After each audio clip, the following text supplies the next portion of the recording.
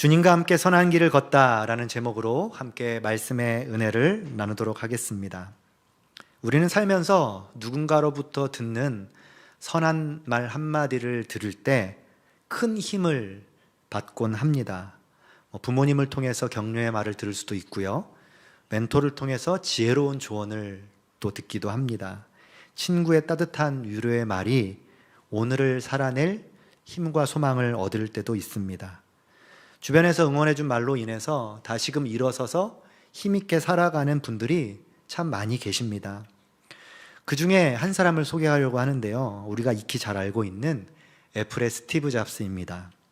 그는 애플이라는 컴퓨터 회사를 만들었습니다. 그런데 자신이 만든 회사에서 해고를 당하게 됩니다. 한마디로 잘리게 된 거죠. 결국은 쫓겨나서 낙담한 채로 좌절하고 있었습니다. 그때 그의 멘토였던 애플의 공동 창업자 스티브 워즈니악이 그에게 이런 조언을 해주었습니다. 내가 애플을 떠났다고 해서 내 가치가 잃어버린 것은 아니다. 오히려 새로운 도전의 기회를 가질 수 있다. 이 말 한마디가 스티브 잡스를 다시 일어나게 했습니다.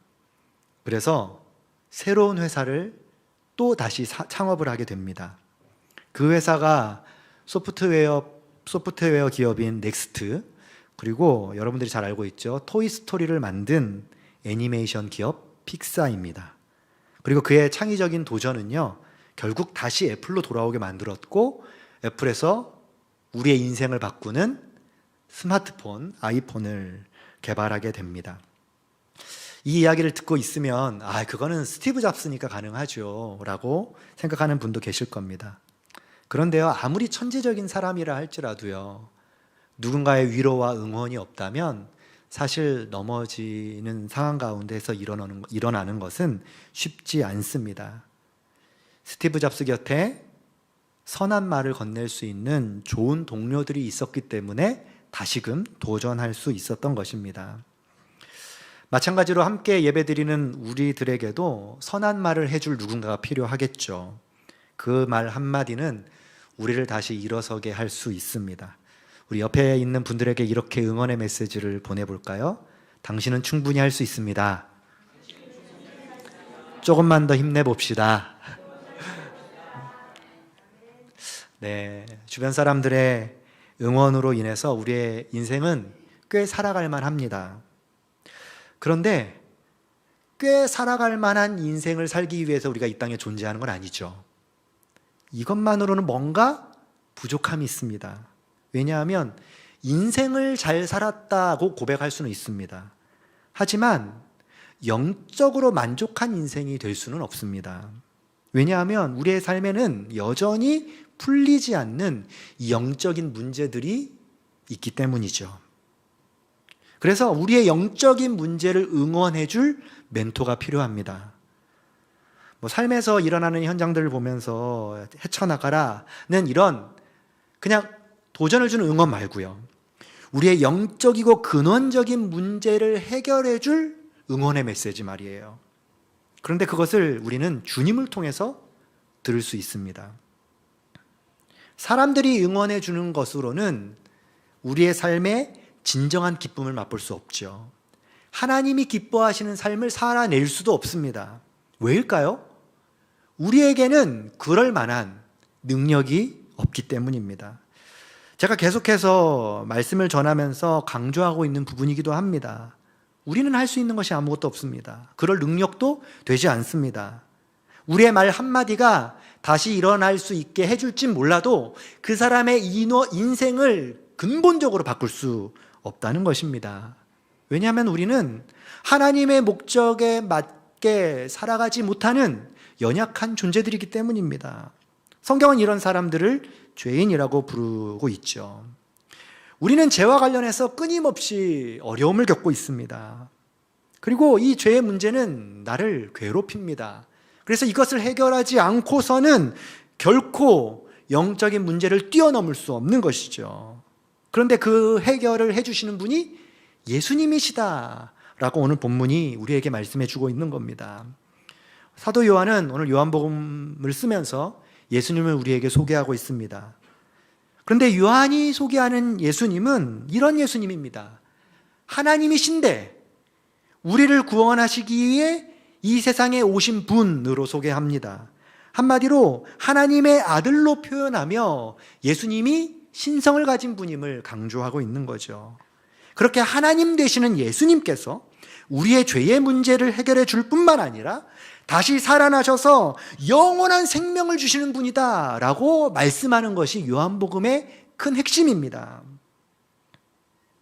그러면서 예수님만이 죄의 문제를 해결할 수 있는 영적 멘토가 되신다라고 강조하고 있는 것이죠. 그러면서 오늘 본문 말씀에 요한복음 10장 14절에서 이렇게 소개하는 겁니다.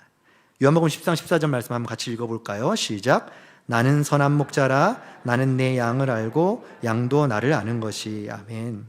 사실 영적 멘토로 예수님을 요한복음은 다양한 이미지로 소개하고 있습니다.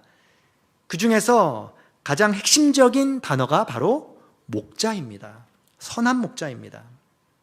그런데 이 목자라는 개념은 요한복음이 처음 제시한 개념은 아닙니다. 이미 구약에서 많이 언급됐던 말씀입니다.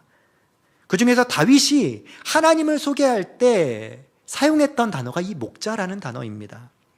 교회를 다니면서 여러분들이 참 많이 듣는 말씀이 하나 있죠. 시편 23편입니다. 외우시는 분도 계실 거고요. 이 시의 처음이 이렇게 시작합니다. 여호와는 나의 목자시니 내가 부족함이 없으리로다.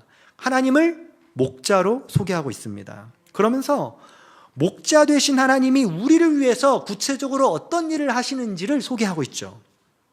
그리고 나서 마지막 6절에 목자이신 하나님을 통해 우리에게 펼쳐질 일들이 무엇인지를 말씀하면서 결론을 맺고 있습니다. 6절 말씀 이렇게 소개하죠. 내 평생의 선하심과 인자하심이 반드시 나를 따르리니 내가 여호와의 집에 영원히 살리로다. 어떤 삶이 임한다고 말씀하는 거죠? 평생토록 하나님의 선하심이 내 삶에 임한다 라고 고백하는 것입니다. 한마디로 목자이신 하나님을 통해 내 삶이 선한 인생이 된다 라고 고백하는 것입니다. 그러니까 요한복음에서 예수님을 선한 목자로 소개하는 것과 또한 다윗이 시편에서 하나님을 목자 대신 선한 분으로 소개하는 것과 같은 메시지인 것이죠. 그렇게 우리의 선함은 예수님을 통하여 이루어진다라고 말씀하는 것이 요한복음의 메시지입니다. 진리입니다. 그것이 우리의 삶에 펼쳐질 수 있습니다. 그런데 그럼에도 불구하고 우리는 왜 두려워할까요? 내가 살아가고 있는 삶을 볼 때 과연 내 삶이 선한가? 라고 자신 있게 말할 수 있으십니까? 솔직하게 말해본다면 그렇지 않죠. 우리의 인생이 결코 녹록하지 않잖아요. 풀고 싶어도 풀릴 것 같지 않는 문제들을 여러분들이 갖고 계시잖아요. 때로는 그것 때문에 잠도 제대로 못 자고 내 마음을 짓누르고 어떻게 해야 할지 갈피를 잡지 못하는 경우도 참 많잖아요. 다른 사람에게 말하기 어려운 그 문제들을 내 속에 꽁꽁 감춰놓고 사람들 앞에서는 그렇지 않은 척 생각하면서 표현하면서 살아가는 우리의 모습을 보면서 내가 정말 선한 삶을 살아갈 수 있을까 의문이 드는 것이 사실입니다. 그런데 이러한 마음은 신앙인이거나 교회를 다니지 않는 사람이거나 똑같이 갖고 있는 마음입니다. 이 세상에 그 어떤 사람도 문제가 없는 사람은 없습니다. 그래서 성경은 우리의 삶을 뭐라고 얘기하죠? 광야의 삶이라고 얘기를 하고 있습니다. 우리의 삶을 가장 잘 표현하는 공동체가 구약에 나타난 출애굽한 이스라엘 백성들입니다. 그들은 이집트를 탈출했습니다. 가나안 땅에서 이집트에서 가나안 땅으로 들어갈 때까지 40년 동안 광야에서 생활했습니다. 그들이 살았던 광야의 삶은 어떤 삶이었죠? 예측 불가능한 현장이었죠. 불확실성, 위험성, 막연한 두려움이 공존하는 곳이었습니다. 아무리 탁월한 사람이라 할지라도 광야 앞에 서면 주눅들기 마련입니다. 왜냐하면 생사의 기로에 놓여 있으니까요. 그런 현장 한복판에서 아무리 좋은 멘토를 만나도 환경 자체가 워낙 극한이기 때문에 무용지물인 경우가 많죠. 사실 이스라엘 백성들에게는 좋은 멘토가 있었습니다. 누구였죠? 모세였습니다. 하지만 모세가 그들의 영적인 문제를 해결해 줄 수는 없었습니다. 모세가 할 수 있는 최선의 방법은 끊임없이 하나님께 묻고 그 하나님이 말씀하신 내용을 이스라엘 백성들에게 고스란히 전달해 주는 것, 그것이 모세가 하는 최고의 방법이었죠. 결국 모든 문제의 답은 누구에게 있음을 광야를 통해 깨닫는 거죠. 하나님을 통해 깨닫는 것입니다. 그들이 광야에서 살아갈 때 하나님이 좋은 부모가 되고 하나님이 좋은 멘토가 되고 하나님이 좋은 친구가 되었던 것이죠. 모세는 그저 하나님을 대신하는 대리자일 뿐입니다. 모세 또한 하나님의 국률하심과 인도하심이 필요한 인간에 불과하잖아요. 모세를 포함해서 이스라엘 백성들, 또 우리들이 갖고 있는 이 죄의 문제를 해결할 수 있는 분, 그분은 오직 하나님 한 분밖에 없다는 것을 광야 생활을 통해서 깨닫는 것입니다. 우리의 삶의 현장을 통해서 느끼고 경험하는 것입니다. 그것이 바로 이스라엘 백성들이 선한 목자로 고백했던 하나님이었고 우리가 고백해야 할 하나님의 모습인 거죠. 우리는 광야의 삶을 살아가고 있습니다. 어김없이 문제가 찾아옵니다. 하지만 우리가 살아가는 현대 광야에서 살아남을 수 있는 유일한 길은 선한 목자 되신 주님께 집중하는 것입니다. 어둠에서 빛을 비춰주시는 그 주님의 놀라운 은혜를 경험하는 것입니다. 고난 속에서 은혜를 노래할 수 있는 그 주님의 위로함을 경험하는 겁니다. 고통 속에서 기쁨을 발견하는 겁니다. 예일대 심리학과 교수였던 폴 블룸이 쓴 최선의 고통이라는 책이 있습니다. 고통과 기쁨에 대해서 이렇게 설명을 하고 있어요.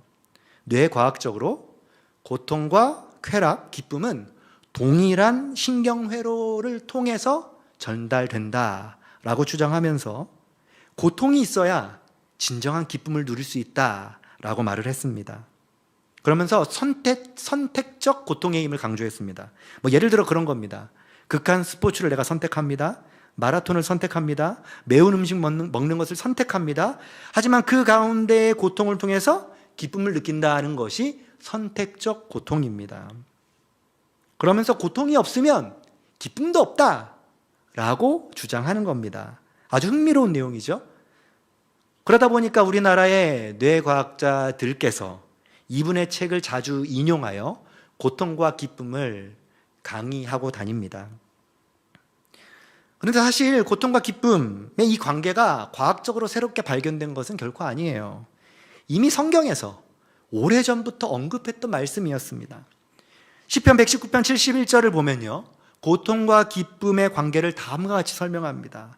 고난당한 것이 내게 유익이라 이로 말미암아 내가 주의 율례들을 배우게 되었나이다. 고난이 유익이라고 말합니다. 고난이 주는 은혜와 기쁨을 표현하고 있는 말씀이죠. 광야의 삶은 고난의 삶입니다. 당연한 삶입니다. 그럼에도 우리가 광야에서 은혜였다라고 고백할 수 있는 이유는 그 가운데에서 깨닫고 경험하게 하는 모든 것이 주님과 함께 걸어간 선한 여정이었음을 발견했기 때문입니다. 말씀 안에 걸어갈 때 그것이 얼마나 선하고 복된 것인지를 광야에서 깨닫게 되는 것입니다. 우리는 고통이 가득한 광야의 삶에서 선한 목자 되시는 주님을 통해 고통이 기쁨이 되고 악한 삶이 선한 삶이 되는 그 놀라운 은혜를 경험하게 되는 것이죠. 이러한 삶을 요한 기자는 목자와 양의 관계로 설명을 하고 있습니다.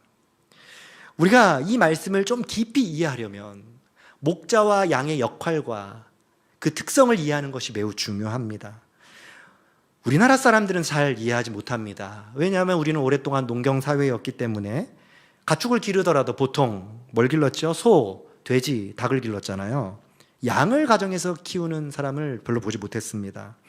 당연히 한 곳에 정착해서 살아가는 문화였기 때문에 목자가 우리나라에는 없습니다. 하지만 이스라엘 백성들의 문화는 조금 다르죠. 그들은 유목민이었습니다. 대부분 건기와 우기에 따라서 이동하면서 다녀야만 했죠. 한 곳에 정착할 수 없었습니다. 그래서 결국 이동하기 위해 편한 동물을 키울 수밖에 없었고, 그것이 양, 염소, 낙타들이 됐던 것이죠. 그 중에서도 그들의 주식이면서 그들의 옷을 만들어주고 그들의 생활의 전반적인 것을 공급해주는 주 공급원이 바로 양이었습니다. 그러다 보니 양을 잘 키워야 했고 양이 갖는 습성도 너무나도 잘 알고 있었습니다. 요한은 양을 잘 알고 있는 이스라엘 백성들에게 딱 맞는 예를 목자와 양을 통해서 선하신 주님이 어떤 분인지를 소개하고 있는 것입니다. 그러기에 양이 어떤 존재인지를 파악하는 것은 너무나도 중요합니다. 그럴 때 우리가 선한 목자 되신 주님을 더 분명하게 발견할 수 있게 되는 것이죠. 양이 갖는 특성 중에 하나가 무엇이죠? 시력이 좋지 못하다는 것입니다. 특히 가까운 물체를 잘 구분해내지 못합니다. 그래서 장애물도 잘 발견하지 못하고 피하지도 못하고 그래서 어려움을 당하곤 하죠. 그래서 반드시 누구의 도움이 필요할까요? 목자의 도움이 필요합니다. 우리랑 비슷하죠. 우리도 앞을 잘 보지 못합니다. 영적으로 눈이 많이 어두워져 있습니다. 광야 같은 세상 속에서 한 치 앞도 내다볼 수 없는 인생이 바로 우리의 인생 아니겠습니까? 당장 내일 일도 알지 못하는 것이 우리입니다. 그러기에 매일매일 목자 되시는 주님이 공급하시는 은혜가 없다면 우리는 단 하루도 1분 1초도 제대로 살아갈 수 없는 존재인 것입니다. 양은요, 외부의 적들로부터 자신을 방어할 수 있는 능력이 제로입니다. 스스로 자신을 방어해낼 능력이 아예 없습니다. 당연히 사나운 짐승들로부터 자신을 방어하지 못합니다. 더 놀라운 사실은요, 스스로도 방어하지 못합니다. 어찌어찌 하다가 양이 넘어졌습니다. 스스로 일어나지 못합니다.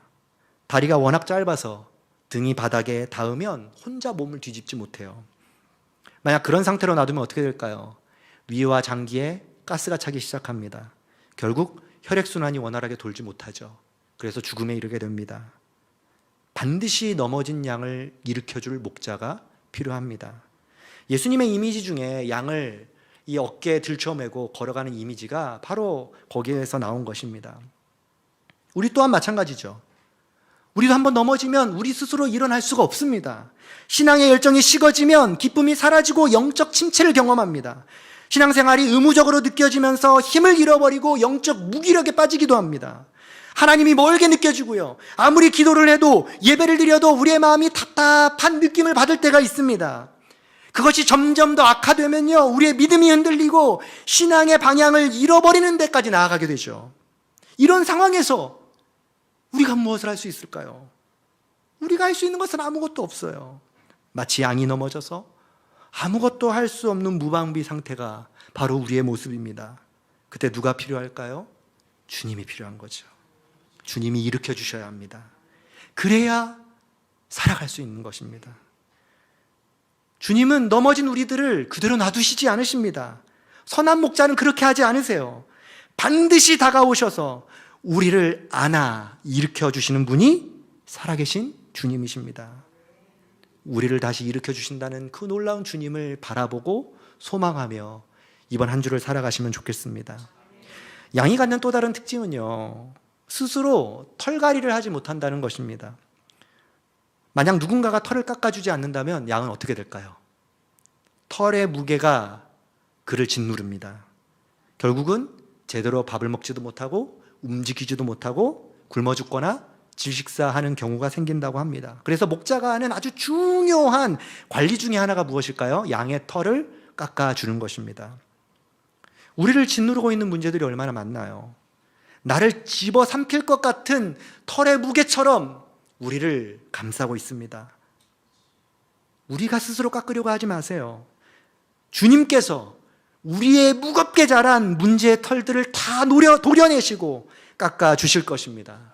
우리의 죄의 문제로부터 가볍고 자유롭게 다닐 수 있도록 우리를 인도해 주시는 분이 바로 살아계신 주님이시죠. 이 외에도 양에 갖는 특징들을 살펴보면 살펴볼수록 분명해지는 한 가지 사실이 있어요. 그것은 바로 목자 없이는 한순간도 양은 살 수 없다는 것입니다. 이것이 우리의 상태이자 모습이에요. 주님 없이 산다는 것은 곧 위험천만한 곳으로 뛰어드는 것과 다름이 없습니다. 그래서 우리에게는 반드시 목자 되신 주님이 필요한 것이죠. 그럼 우리는 목자 앞에서 어떻게 살아야 할까요? 목자 되신 주님을 어떻게 내 삶에 초청해야 할까요? 내 삶을 목자 되신 주님이 이끌어갈 수 있도록 우리가 해야 하는 일은 무엇인가요? 그것은 꽤 심플하고 단순합니다. 목자의 음성을 듣는 것입니다. 그런데 이 쉬운 것이 생각보다 잘 안 됩니다. 잘 듣는 것이 선한 삶을 살아가는 첫 출발점임에도 불구하고 잘 듣지 못합니다. 양은요, 청각이 매우 발달된 동물입니다. 그래서 사람의 목소리를 쉽게 구분하는 능력이 있습니다. 목자가 하는 소리를 기가 막히게 기억하고 분별해서 따릅니다. 대부분 유목민들은 양을 방목해서 키우죠. 들에서 다양한 양들이, 모든 집안들의 양들이 섞여서 지냅니다. 그러다 보니 자연스럽게 양들이 섞이게 되어 있어요. 섞여 있는 양을 어떻게 구별해낼까요? 목자가 충분히 구별해낼 능력은 있지만 목자가 일일이 구별해내지 않습니다. 목자가 내는 소리를 바로 알고 따르는 것이죠. 양은 그 소리를 듣고 그 목자에게로 가는 것입니다. 우리의 삶도 이와 동일한 방식이에요. 목자이신 주님이 하시는 말씀을 제대로 듣는 것이 중요합니다. 주님의 말씀에 귀 기울인다는 것, 제대로 듣는다는 것은 무엇일까요? 주님께서 나를 통해서 이루시길 원하시는 것이 무엇인가? 끊임없이 관심을 가지고 그것을 집중하는 것입니다. 말씀을 우리가 듣고 집중하는 방식은 다양하죠. 예배를 통해서 하나님이 깨닫게 해주실 수도 있습니다. 성경을 읽다가 하나님이 마음에 감동을 주실 수도 있어요. 기도를 하다가 하나님께서 내 마음속에 기쁨을 주실 수도 있습니다. 아니면 주변의 믿음의 동역자들을 통해서 깨닫게 해주실 수도 있어요. 우리가 할 일은 이것이 과연 주님의 말씀인가 아닌가 고민하고 기도하며 결정하는 것입니다. 이때 조심해야 될 태도는 우리가 주님을 쫓아가야지 주님보다 앞서서는 안 된다는 것입니다. 사람들이 많이 하는 실수 중에 하나는 내 생각을 주님의 생각으로 여긴다는 것입니다. 주님은 이렇게 생각하실 거야 라고 여기면서 행하는데 그 내면 깊이 들어가 보면 그것은 주님의 생각이 아니라 내 생각인 것이죠. 마치 양이 목자 없이 앞으로 먼저 향해 나아가는 것과 같습니다. 앞서 나간다면 어떻게 될까요? 무방비 상태가 됩니다. 방황하게 됩니다. 그러나 주님의 말씀을 듣고 따른다면 결코 우리의 인생길은 방황할 수 없게 되는 것이죠. 그러려면 주님의 말씀을 들으려면 결국 주님과 가까이 하는 수밖에 없습니다. 분명한 사실은요, 우리가 가까이 하려고 하지 않아도 이미 주님께서 나와 함께 하고 계시다는 사실입니다.